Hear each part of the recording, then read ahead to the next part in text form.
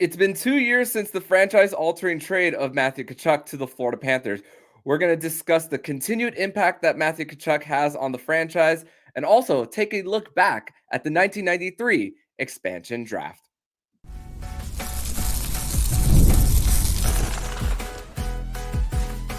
You're Locked On Panthers, your daily podcast on the Florida Panthers. Part of the Locked On Podcast Network, your team every day. And welcome into this Monday, July 22nd edition of the Locked On Florida Panthers podcast, part of the Locked On Podcast Network.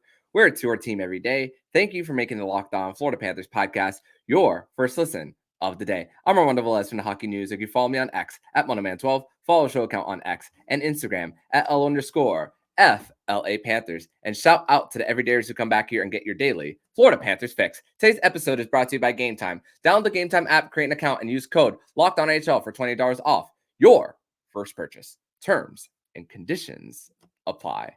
Well, Cats fans, it's great to be back here on another episode of the Summer of Champions, the Florida Panthers. Once again, it's great to continue to say that and say once again that they are Stanley Cup champions. But they wouldn't be here without one major change in events, one major trade that brought superstar Matthew Tkachuk to the Florida Panthers. And on that night, on July 22nd, 2022, it's a lot of you guys, when you first heard the trade, you guys know where you were at the time of the trade. But before we get there, I want to discuss obviously the trade details as doing my journalistic duty here, where Matthew Tkachuk was traded to the Florida Panthers. His RFA rights were traded to Florida for Jonathan Huberdeau, Mackenzie Weegar, prospect Cole Schwindt, and a 2025 first-round pick, which Calgary hasn't even selected yet. And with the Panthers still being in contention, who knows where that pick will land? And the thing is, with that pick now that the Calgary Flames have, they put that in a trade when they acquired Sean Monahan from the Montreal Canadiens. So now the conditions of that trade have changed a bit. Now, obviously, the Panthers do finish in the top 10 of the lottery. They will keep that pick for 2025, and the 2026 pick will go to Calgary unprotected. But then the conditions change all from there if the Panthers don't finish outside of the top 10 in the lottery, which I don't expect them to be in the lottery in the first place. But still, just reading the conditions just confuses the heck out of me, and I'm a guy who's supposed to know this stuff too. If you guys want to look up the conditions of now the Sean Monahan trade in connection to Matthew Tkachuk coming to the Panthers too, and putting that there, you just gotta let the results play and say and connect and read it after the fact and say, oh, that's how this team kept the pick, or oh, that's how it changed to the Montreal Canadiens. So that pick for Matthew Tkachuk can eventually go to Montreal. So the Florida Panthers could be, in the last few years, giving the Montreal Canadiens 2 first-round picks. The first one being Ben Sherratt when they traded for him in the 2022 trade deadline, which was the 2023 first-round pick that they traded for. And now the Panthers, the 2025 could be theirs too, depending on the conditions. But Matthew Tkachuk to the Florida Panthers, the opening of the press conference saying, I still hate Edmonton, but I hate Tampa more now. And the fact that he went through that playoff run, going through Tampa at first, and then defeating Edmonton in the Game 7, and then at the end saying, I couldn't let the people of Calgary down. I had to beat Edmonton, which is great. The Battle of Alberta blood still lives in him too. And also for him, what he's done, I mean, in the very first season, I mean, took control of the Florida Panthers, being a 40-goal scorer. I mean, when you think about it, prior to that season in 2023, there had only been one 40-goal scorer ever in the history of the Florida Panthers, and that was Pavel Bure, who scored 58 and 59 in back-to-back years. But since that, the Panthers hadn't had a 40-goal scorer. And then it happened. They had 3 of them in the last 2 seasons with Carter Verhaeghe, Matthew Tkachuk, and now this season, Sam Reinhart, who had 57 with the Panthers. But with Matthew Tkachuk being that identity changer, the guy who gets the net front presence, agitator, who doesn't necessarily fight, but will mess with you, piss you off too. And that's a great thing for the Panthers is when it comes to becoming meaner to play against once again. And when it's not exactly 2 years from the trade, if you're talking about the exact time, we are 12 hours from that exact time as I'm recording this at 11:17 a.m. on a Monday morning, but that trade happened at night, right? But literally at the 11th hour, literally. Bill Zito is not afraid, is never asleep at the wheel, where he likes to make these late night trades. I mean, and also the Sam Reinhart trade was past midnight after round one of the 2021 entry draft, where Panthers draft Mackie Samoskevich, and then later that night Panthers trade for Sam Reinhart. And by the way, if you're watching this on YouTube, you see right behind me, my background is Matthew Tkachuk's favorite place, the elbow room. so also Matthew Tkachuk the other day spoke about his time with the Stanley Cup, how much it means to him, and also apparently didn't know that you weren't supposed to take the Stanley Cup into the ocean, which he said, "Oh, there wasn't anyone around us to tell us to not be stupid." Those are his words, not mine. And also wanted to give a little bit of credit to the person who actually told him that he should go into the ocean with the Stanley Cup, and that was Brady Tkachuk, his brother. And we didn't realize that until just the other day too. So it was Brady Tkachuk telling him, "Hey, get the ocean's right there. Go for a little bit of a swim too." So also the stories that we're finding out too after the fact with the Stanley Cup of whose idea it was, why you celebrate with the cup the way you do. It's also pretty great once again to find out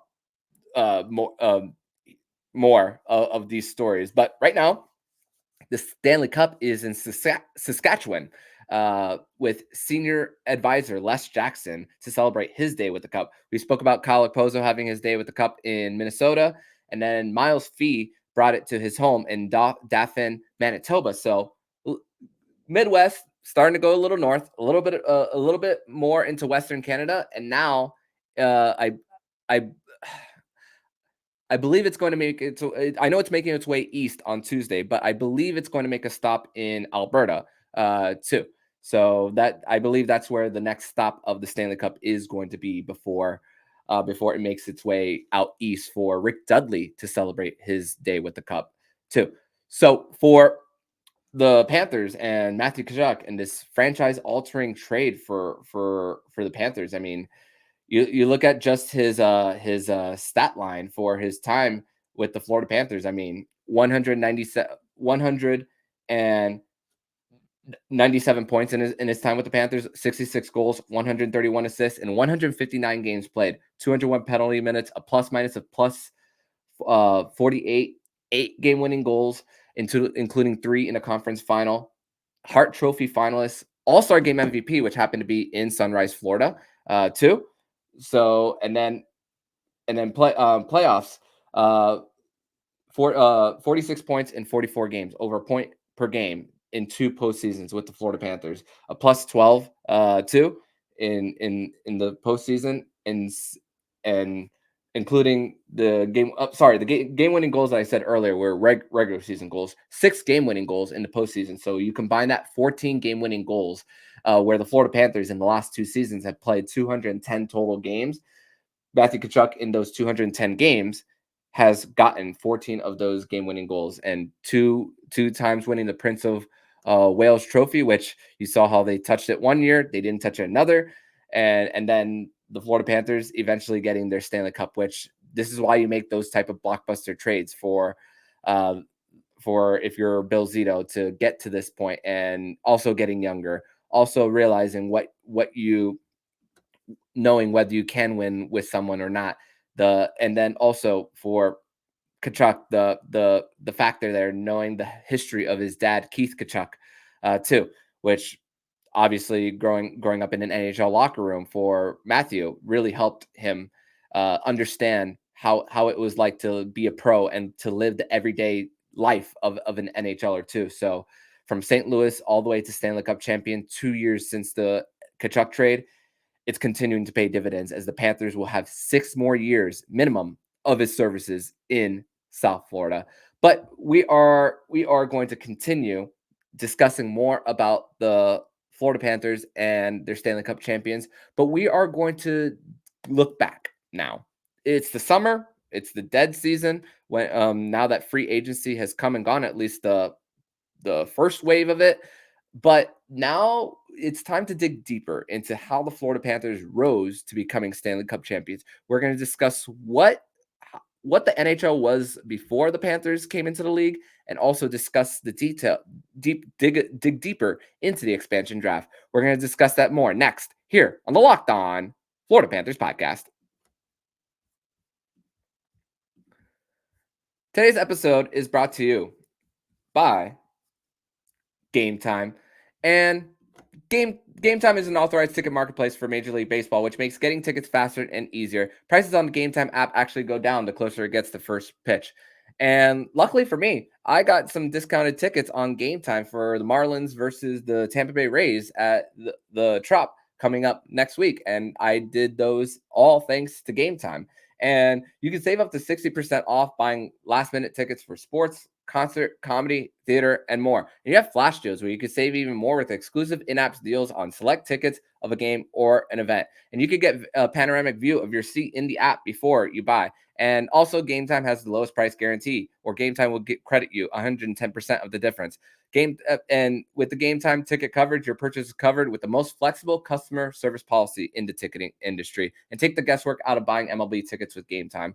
Download the app, create an account, use code LOCKEDONNHL for $20 off your first purchase. Terms apply. Again, create an account and redeem code LOCKEDON NHL for $20 off. Download Game Time today. Last minute tickets, lowest price, guaranteed.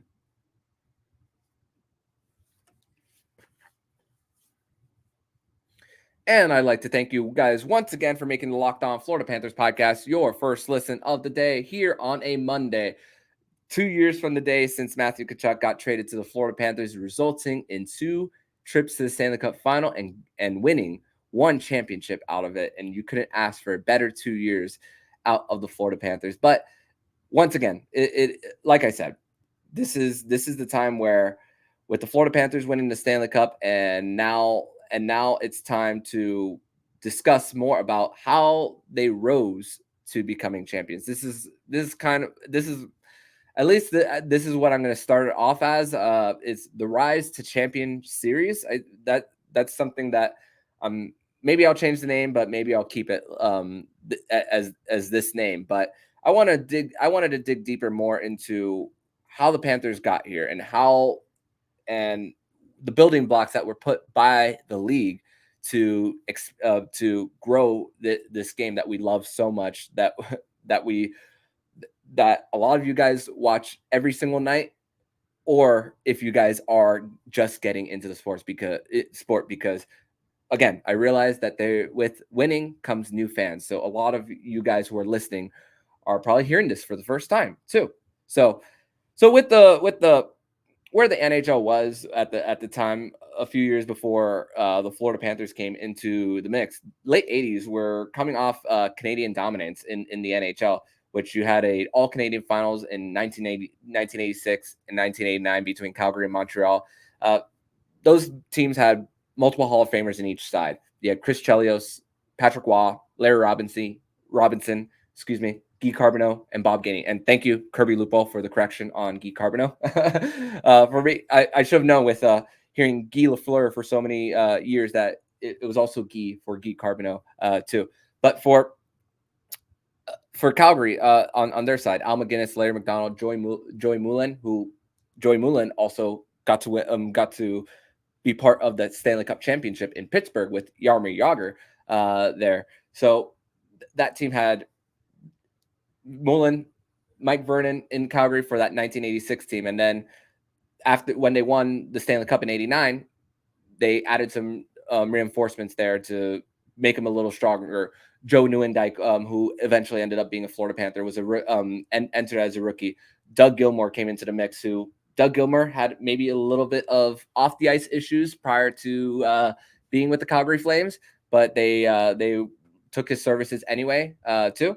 That was also coming off in a dynasty of the Islanders in the early 80s, and then Gretzky was coming alive, winning 4 Stanley Cups in a 5-year period. So, and then you see guys who had arrived later. Mark Messier learned how to win without Wayne Gretzky. He learned how to win without Wayne Gretzky and Paul Coffey. Paul Coffey was traded to the Pittsburgh Penguins before the 4th championship for the Edmonton Oilers, and also Grant Fuhr wasn't the starter for their run in 1990 due to being suspended for cocaine use too. So learning how to win in different ways, and really for Mark Messier, arriving there, winning a Hart Trophy, and then contract dispute happened between him and the Edmonton Oilers, resulted in him being traded to the New York Rangers too. So that and also for a big part of that team too, Yari Curry there, which we saw Alexander Barkov wear the jersey for Yari Curry, and then later he left for Italy before reuniting with Wayne Gretzky in Los Angeles too. Traded to the Philadelphia Flyers. He was a Flyer for a little bit, and then traded that very same day too. Which that trade for Messier to New York brought Louis DeBrusk. Now Louis DeBrusk is the color commentator for the Edmonton Oilers too. Funny about that. But also going back to Pittsburgh, we mentioned earlier, but crazy draft in 1990, which Calgary traded up to get Trevor Kidd, Florida Panthers connection there, and the New Jersey Devils traded back in that same draft and possibly drafted the greatest goaltender of all time in that draft in Martin Brodeur. You can argue with Brodeur, Hasek, Waugh. That it's a debate that probably will never be settled.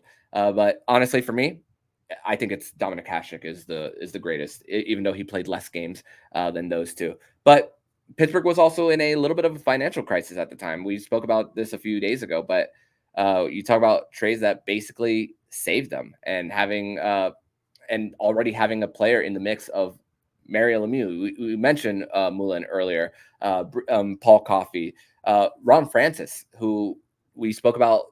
Sam Reinhart comparing his game to Ron Francis, one of the best defensive players, traded him from Hartford, who eventually reunited with the same franchise, but in Carolina, and ended up winning a Stanley Cup. Brian Trottier. Yes, Brian Trottier, who Wayne Gretzky compared Barkov to Brian Trottier. So Paul Maurice compared Sam Reinhart to Ron Francis. Wayne Gretzky compared Barkov to Brian Trottier.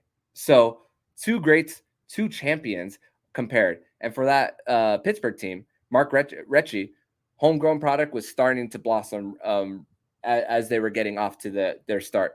And winning 2 Stanley Cups in back-to-back years, and also with 2 different coaches too. Obviously, if you're a hockey fan in the early 80s, no way you would have ever thought that Paul Coffey and Brian Trottier would ever be on the same team. And also the second one coming with being coached by the greatest coach of all time in Scotty Bowman. Only one of his 9 championships, no big deal for him. And then a year later, Eric Lindros comes into the mix, being drafted in 1991 by the Quebec Nordiques, refused to play for them. They were in a little bit of a mess, tanking for him, and bottom of the barrel, which, crazy to think, the expansion draft in 1991, the NHL knew that Lindros was going to be a superstar. The San Jose Sharks were coming into the mix, and they said, nope, you're not going to get the first overall pick in 1991. So after a mess, being drafted, refusing to play, he was eventually traded to the Philadelphia Flyers, which the Panthers would meet a few years later, which we'll discuss more later this week. But there was also, for the Panthers, we see in the crowd sometimes number 34 jerseys of John Van Beesbroek. But there's a time where John Van Beesbroek was almost not going to be a Florida Panther, which there was a big offer on the table to Quebec for Eric Lindros, and that deal included Beezer in it and $12 million. But the Philadelphia Flyers one-upped them in the deal, trading Peter Forsberg, excuse me, I almost said Philip Forsberg. Peter Forsberg as part of the mix and $15 million. So money talks too.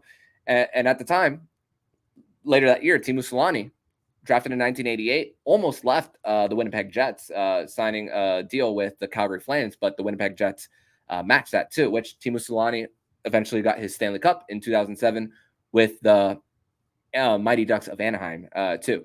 So the league at the time was high scoring right before the dead puck era too. So it was a league that was just coming out alive. And at the same time in the NBA, the Michael Jordan was also taking the sports world by storm too. And also in that expansion draft in 1991, we mentioned the San Jose Sharks. Minnesota North Stars were part of that expansion draft too. But wait, they came in, they were not a new team, but they were dealing with financial struggles too. Due to financial reasons, they sold they had a purchase for $50 million that allowed San Jose to pick some of their players and them replenish their lineup too. And that allowed Minnesota to replenish the lineup and then eventually move to Dallas to become the Dallas Stars. Also, Ron Hextall was part of that deal to Quebec, but didn't last long there, right before returning to Philadelphia too. And also, that was at the same time of 10 years after the fact that the WHA and the NHL merged together, which there's a history with the NHL going back to John Ziegler, Frank Calder, Clarence Campbell. Their goal was always to grow in the States. For them in the NHL and WHA merger, it kind of felt like it was forced for them too, as they know that they're going to get Canadian support too from the league. At least that's the impression that I get. But honestly, the merger helped with which makes their expansion attempt at the time a lot easier for them too. But 1992 brought the Ottawa Senators back for the first time since 1934. Originally moved to St. Louis and then dealt with financial struggles too. So a lot of these have to do with finances. I mean, we saw it in 2024 with the Arizona Coyotes too, which eventually Ottawa moved to St. Louis, folded, and then St. Louis came back as the part of the original post-original six expansion, along with California Golden Seals, Los Angeles Kings, Minnesota North Stars, Philadelphia Flyers, and the Pittsburgh Penguins too. And then along with that, the Tampa Bay Lightning came into the mix, where Phil Esposito, Blackhawk, and Boston Bruin great, him and Bobby Orr won 2 cups together too in their time in Boston. After that was the biggest blockbuster at the time when Phil Esposito got traded too. But also a big impact in hockey, where you see a statue outside of Amalie Arena. He's the color commentator for the Tampa Bay Lightning. So big influence, not only in bringing hockey to Tampa Bay, which there was already an arena, quote unquote, which was a baseball stadium, which we now know as Tropicana Field. That was the first arena that the Tampa Bay Lightning called home there too.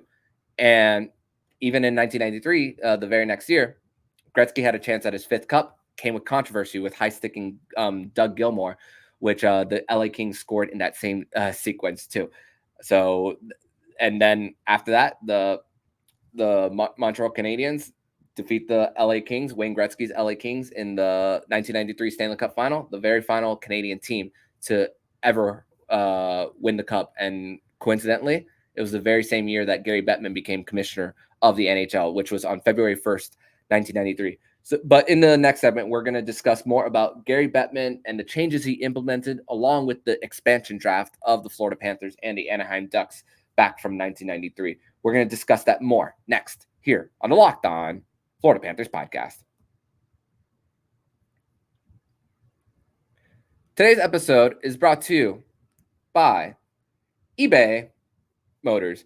Passion, drive, and patience. That's the formula for winning with your vehicle, to level it up to peak performance with superchargers, roof racks, exhaust kits, and LED headlights and more. Whether into speed, power, or style, eBay Motors has you covered with over 122 million parts for your number one ride or die. You'll always find exactly what you're looking for. And with eBay Guaranteed Fit, your part is guaranteed to fit your ride every time or your money back. Because with the eBay Motors, you're burning rubber, not cash. With all the parts you need at the prices you want, it's easy to make your car into the MVP and bring home huge wins. Keep your ride or die alive at ebaymotors.com. Eligible items only. Exclusions apply. eBay guaranteed fit available only to U.S. customers.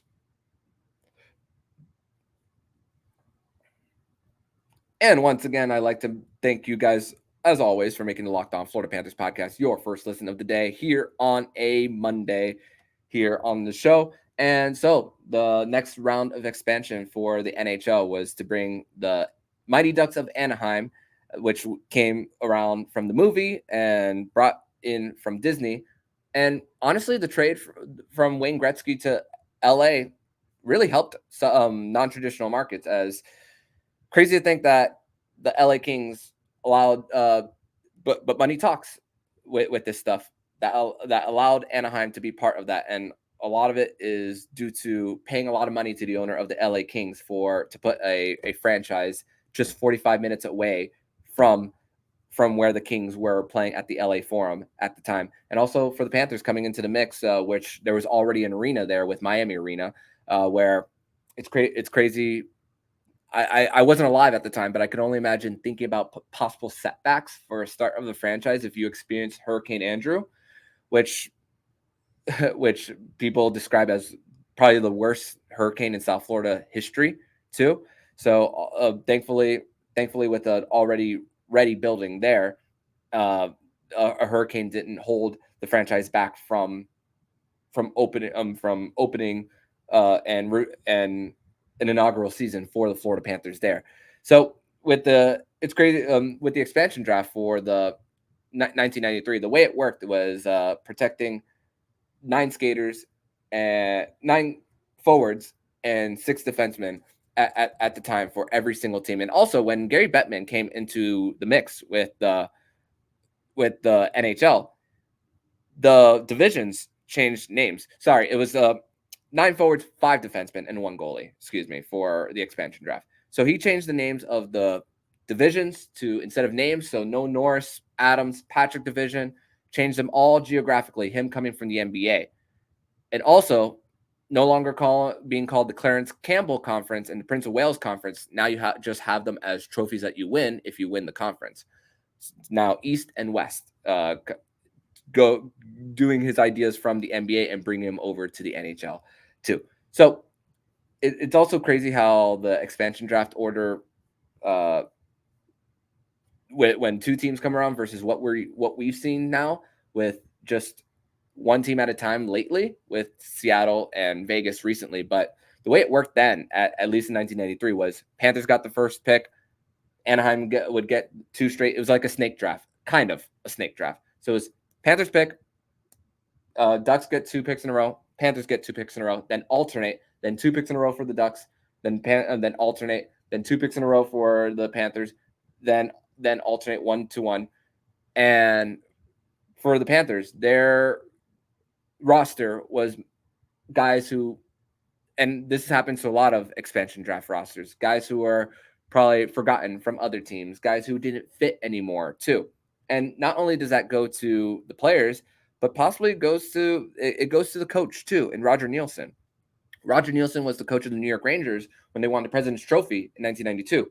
The very next season, the New York Rangers missed the postseason. Roger Nielsen gets let go, looking for a second chance. And what better to start a new get a new chance in a new market in South Florida, like he did in years 1 and 2 with the Florida Panthers, and also combining that with Bill Torrey, who also known as the architect, who built that Islanders dynasty from young players too. So very first crack at it with the Florida Panthers for Bill Torrey, an Islander great, working with a former coach of the New York Rangers. We spoke about Paul Coffey and Brian Trottier. So, and now you're looking at, in 1993, Nielsen and Bill Torrey there. So I'm looking under Wayne Huizinga's project there too. Owner of Blockbuster, Waste Management, and AutoNation. So Beezer, him and Mike Richter were the tandem there, but traded to Vancouver, never played a game for them. And then Panthers used him with the first overall pick in the expansion draft. Paul Laus, drafted by Pittsburgh, but young guy and never even played a single game, was moving up in junior and the minors too. And there are players who were used to flip later on for the Panthers in other expansion drafts. One of those examples was defenseman Gord Murphy, was part of the expansion draft with the Dallas Stars. Never played a game for the Dallas Stars, by the way, but was with the Boston Bruins. And there's a whole bunch of loopholes in the expansion draft with these, where you try to manipulate picks and try to get guys to under certain conditions too. Obviously, we saw the Florida Panthers get burned in 2018 with the Vegas expansion draft too. So also, expansion drafts are never meant for everyone drafted to be part of the mix going forward. It's just your initial roster at the time. But Gord Murphy was later flipped in the expansion draft, which the Panthers brought Trevor Kidd too. We mentioned Trevor Kidd earlier with the Calgary Flames drafting him too. And then you bring in some tough guys who were part of who would be impactful guys later on, in Tom Fitzgerald from the New York Islanders, Scott Mellanby from Edmonton, part of that trade that sent Yari Curry to Philly quickly before Curry was flipped to LA. So there's a connection there with Yari Curry and Scott Mellanby there too. Also, if you really think about the choice for the first captain in Florida Panthers history, and looking back at it, it makes sense, where Brian Skrudland, where he was selected out of that expansion draft from Calgary, was part of multiple years of playoffs with the Montreal Canadiens, did not reap the benefits of winning a cup in 1993, but did reap the benefits in 1989. So lost 2 cups with Calgary. Lost the cup with Calgary, then won, but never reaped but never benefited because he was traded mid-season too. And with Skrudland, 30 years old at the time, the team needed a little bit of a direction and a guy to lead them in. And Brian Skrudland at the time was 30 years old when the Panthers took him in the expansion draft too. And also impactful guys who played multiple years in the bottom 6. Mike Hutt from the Quebec Nordiques was part of that mix too. Dave Lowry, he led the Panthers in points in the postseason in 1996. But before he even led the Panthers in points in 1996, he played 52 playoff games prior with the St. Louis Blues too. So you start to see the why of Bill Torrey and Roger Nielsen's vision of trying to at least put some guys together as far as grinders, and some guys who might be hurt too from not being protected on the protection list from other teams too. But the big one, at least the one who's still around and still a big voice with the Florida Panthers, Bill Lindsay from the Quebec Nordiques at the time, average a point per game when he was with the WHL at 21 years old at the time, and still developing, going up and down the AHL and the NHL with Quebec, and maybe needed something fresh, a young guy whose brain hadn't even been matured yet too. So that's for Bill Lindsay. Great situation. Now him still being with the franchise, great decision by management at the time for the Florida Panthers there too. And also, we mentioned Roger Nielsen earlier, which crazy to think that 1992 and 1994 for the New York Rangers there's a little bit of a connection with the Florida Panthers there too, which in 2022, the Panthers win the President's Trophy, but don't win the Stanley Cup. The coach gets let go in that offseason. Paul Maurice comes into the mix, and then he wins the Stanley Cup. Roger Nielsen was still with the organization of the New York Rangers for one more year, but did not remain after they missed the postseason. Then the New York Rangers eventually won the Stanley Cup with Mike Keenan as their head coach, which there's another Florida Panthers connection there too.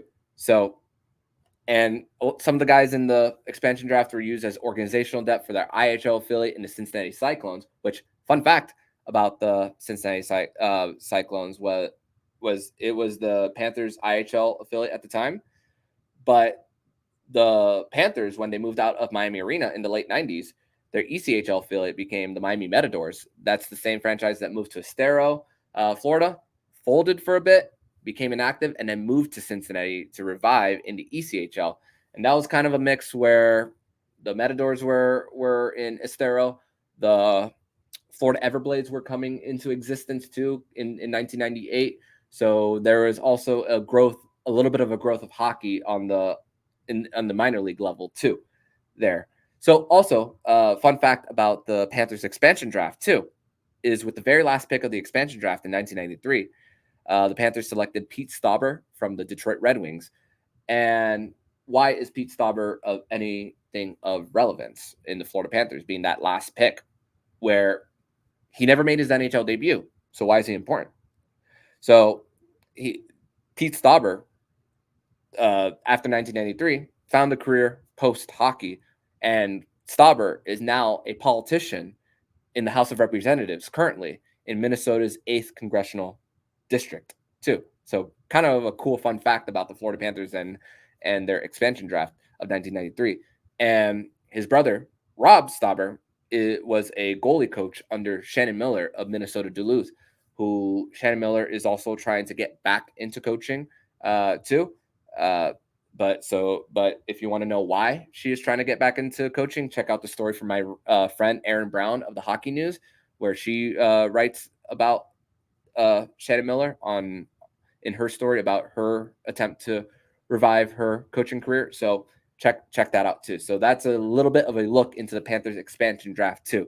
Later on in the week, we're going to talk about post expansion draft for the Florida Panthers and the quick rise to the Florida Panthers making it to the Stanley Cup Final in year 3. We're going to discuss that later this week here on the Locked On Florida Panthers podcast. But thank you for listening to today's edition of the Locked On Florida Panthers podcast, breaking down this expansion draft and what happened before, along with the anniversary of the Matthew Tkachuk trade, which was the biggest trade in franchise history. Yes, the biggest trade and most impactful trade, which results in one thing that organizations are striving for, the Stanley Cup. So thank you guys all for listening, and I will talk to you guys again soon. But in the meantime, if you like what you're hearing, please subscribe to the podcast so you'll be notified every single time the Locked On Florida Panthers podcast jumps into your podcast feed. Don't forget to also subscribe to the other shows on the Locked On NHL network, including Locked On NHL, Locked On Fantasy Hockey, Flip Livingstone and Steve Roden, and Locked On NHL Prospects. Thank you once again for making the Locked On Florida Panthers podcast your first listen of the day. So I'm Armando Velez, signing off. And you've been listening to Locked On Florida Panthers podcast, part of the Locked On Podcast Network. We're your team every day.